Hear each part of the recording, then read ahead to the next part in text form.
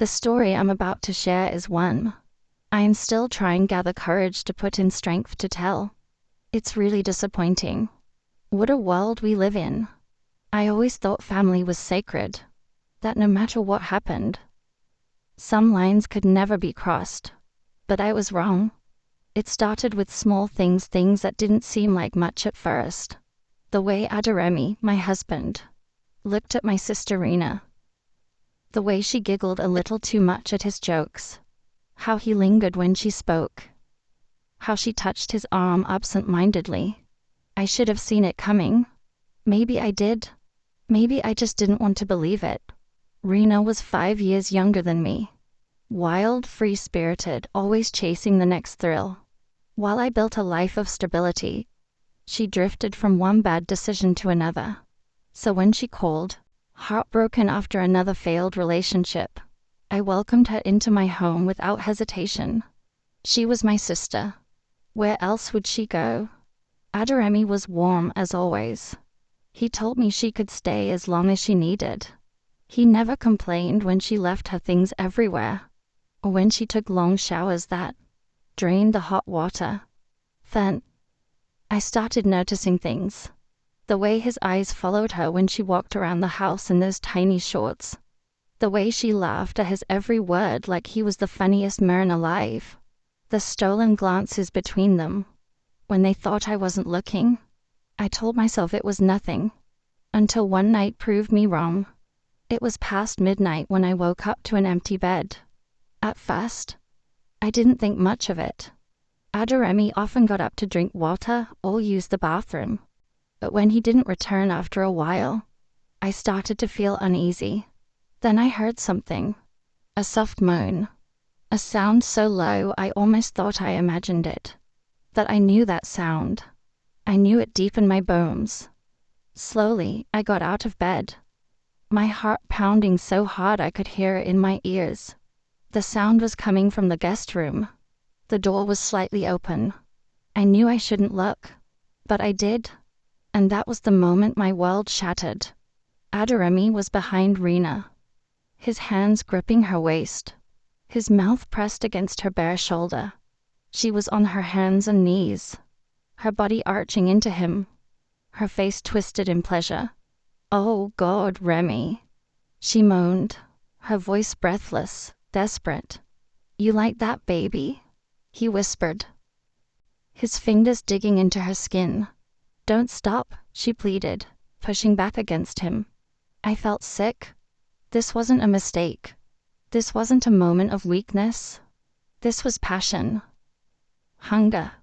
And it was happening between the two people I loved most in this world. I didn't know how I made it back to my room. I just remember the cold, suffocating weight pressing against my chest, the silent tears that soaked my pillow. By morning I had a plan. I pretended nothing had changed. I kissed Adaremi when he left for work. I laughed at Rena's jokes. I even joined their conversations, acting as if I didn't know what I had seen. But I was watching, and I was waiting. 3 days later, I set the trap. I told them I had a work trip, packed a bag, kissed my husband, hugged my sister. Then I left. Or at least, they thought I did. I parked my car down the street and waited. Hours passed. Then, just as I expected, Adaremi's car pulled into the driveway. I crept back into the house. I didn't need to search. I knew exactly where they would be. The door to my bedroom was wide open, and there they were. My husband's head was between my sister's thighs, his lips pressed against her, his tongue moving slowly, deliberately. She was writhing beneath him, her fingers gripping his hair. "You taste so good," he murmured. "Remy, please," she gasped. "I need you inside me." Adaremi chuckled, lifting himself onto his elbows. "You're such a greedy girl, Rena." My body went numb. My own sister, my own blood. In my bed, I stepped into the room. The moment they saw me, time froze. Rena scrambled for the sheets, her face draining of color. Adaremi didn't move, he just stared at me. his lips still glistening with her. You, I swallowed hard, my hands shaking. In my bed. Adoremi sighed and sat up. It's not what you think. Don't insult me. I cut him off. My voice was calm, but my entire body was on fire. I saw you. I heard you. Rena pulled the sheets tighter around her. I never meant. Stop. I turned to her. Just stop. The room was suffocating. The betrayal, the shame, the disgust, it was all too much. How long? I finally asked, looking straight to Adoremi. He hesitated, but he didn't need to answer. I already knew. I didn't scream. I didn't throw anything. I didn't cry in front of them. I just turned and walked away. And I didn't look back. Some betrayals are too deep to forgive. And this was one of them. I packed my bags that night and left.